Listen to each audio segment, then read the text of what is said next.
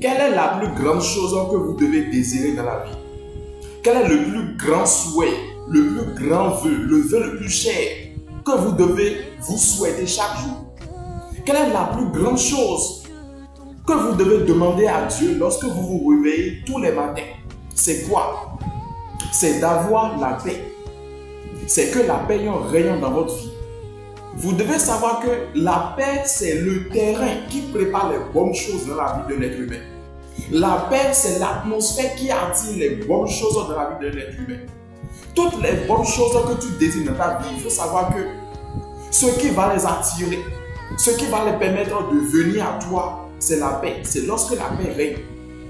Vous devez savoir que lorsque vous vous retrouvez dans une circonstance ou bien dans une situation qui veut peut-être vous rendre malheureux ou bien malheureuse, la première chose que la circonstance ou bien la situation va vous faire, c'est de voler votre paix. C'est de voler ta paix. C'est pour cela, en toute chose, il faudrait que tu gardes toujours la paix. Parce que lorsque la circonstance ou bien la situation va voler ta paix, il faut savoir que les mauvaises choses maintenant vont t'arriver dans la vie, qui vont te rendre malheureux ou bien malheureuse. Mais lorsque, malgré la gravité, malgré la manière dont la situation est inségrable et inquiétante, tu gardes en fait dans ta paix, il faut savoir que la situation sera réglée. Et les bonnes choses seront restaurées, les bonnes choses vont arriver dans ta vie. C'est pour cela, dans Jean 14, verset 27, Jésus-Christ disait: je vous donne ma paix et je vous laisse ma paix. Pas comme le monde le donne, afin que votre cœur ne soit point alarmé et que vous ne soyez point troublés. Lorsque tu commences une journée, lorsque dans ta vie, tu n'as pas la paix, il faut savoir que tu seras troublé. Lorsque en famille, il n'y a pas la paix dans la famille sera troublée. Lorsqu'il n'y a pas la paix de Dieu qui accompagne tes finances seront troublées. Lorsque la paix de Dieu n'accompagne pas ton foyer, n'accompagne pas ton partenaire, n'accompagne pas ton conjoint ou ta conjointe, il faut savoir que ton couple serait troublé. Lorsque la paix ne réside pas dans ta vie professionnelle, il faut savoir que ton environnement de travailleur serait troublé.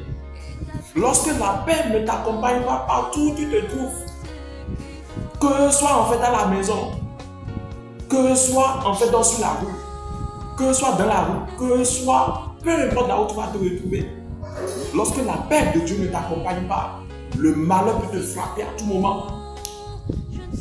Le malheur peut te frapper à tout moment. C'est pour cela, lorsque vous vous réveillez les matins, ou bien lorsque vous voulez prier, vous finissez de remercier Dieu, vous finissez d'être reconnaissant, de manifester votre gratitude à Dieu.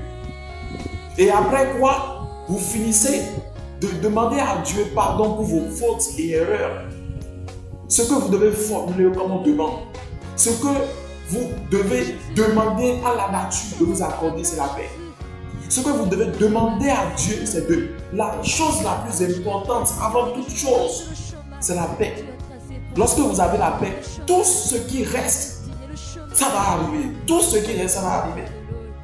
Si actuellement tu te retrouves dans une situation bien circonstance qui est en train de te rendre malheureux, il faut savoir que ce que la situation a d'abord fait, c'est de voler ta paix, c'est de briser ta paix.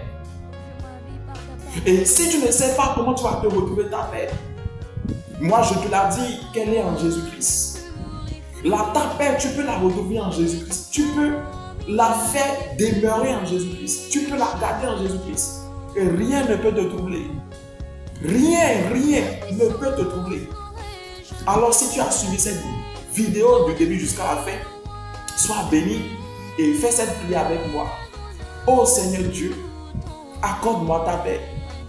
Pas celle du monde, mais la sienne. Ta paix qui surpasse toute intelligence m'accompagnant dès maintenant et à jamais. Ainsi soit-il au nom de Jésus-Christ. Amen. Si vous avez suivi cette vidéo du début jusqu'à la fin, alors je souhaite à ce que vous partagez cette vidéo pour pouvoir bénir un frère, bénir une soeur. Commentez la vidéo, la manière dont vous l'avez appréciée, aimez la vidéo et soyez bénis. Que Dieu vous bénisse abondamment et à la prochaine.